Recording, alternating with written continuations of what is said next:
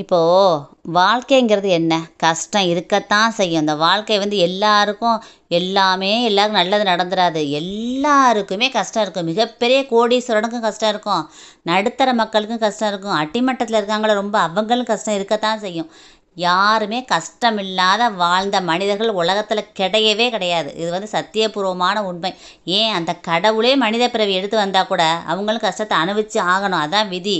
அதனால் எனக்கு தான் கஷ்டம் இருக்குது, என்னை தான் ஆண்டவன் சோதிக்கிறான்னு சொல்லி அழுது புலம்பாமல் அந்த லைஃப்பை அப்படியே என்ஜாய் பண்ணி போகிற போக்கில் அப்படியே வாழ்ந்துட்டு போய்கிட்டே இருக்கணும்.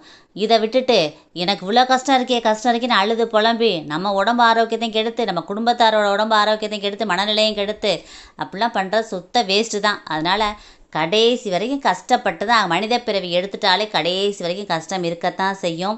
அது ஒரு பார்ட்டு, கஷ்டங்கிறது ஒரு பார்ட்டு. அதை தனியாக அப்படி வச்சுருங்க.